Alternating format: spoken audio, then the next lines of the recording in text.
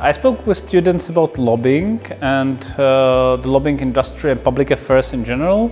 In my presentation, I spoke about differences between the different systems of political systems and also system of representation of interests, mostly in Europe, but also in the United States, with some relevant parts which concern China and Asian specificities in lobbying and in interest representation.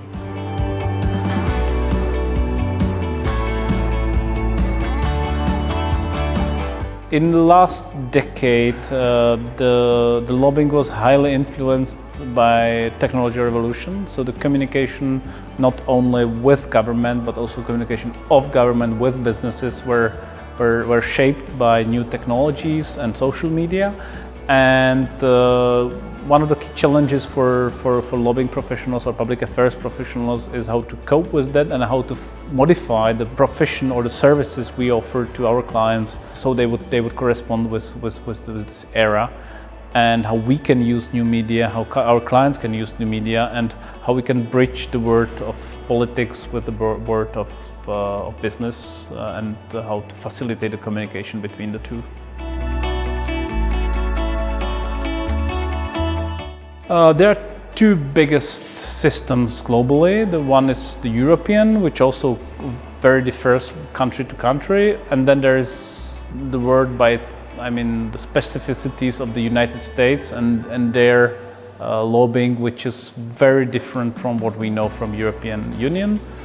And the European system is led by the Brussels regulations and by the also Brussels regulation of the lobbying via transparency register. Unlike in the United States, the most important place in the lobbying regulation plays the financing of political parties and of political campaigns, which is totally different in Europe. And there are other markets like China and Asian markets where the word lobbying is not used and it's not known, but in every jurisdiction, and moreover in the jurisdiction where state plays such an important role as in China, there should be and there is a dialogue between business and public administration, but they don't call it lobbying.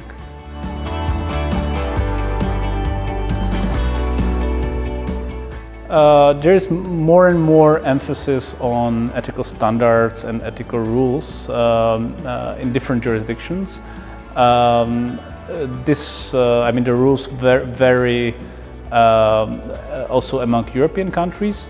There are some examples from the world where the lobbying regulation and lobbying standards are highly developed, like Canada. In European countries, there is more and more debate about how ethical standards in lobbying and in dialogue between public administration and business should look like. And some organizations like Transparency International is more active on the side of civil society, but also lobbying associations, and we have one here in the Czech Republic, is more vocal on what business needs in regulation and how from the business perspective the regulation should look like. And these two positions are getting closer, and the dialogue has been opened also with the public administration.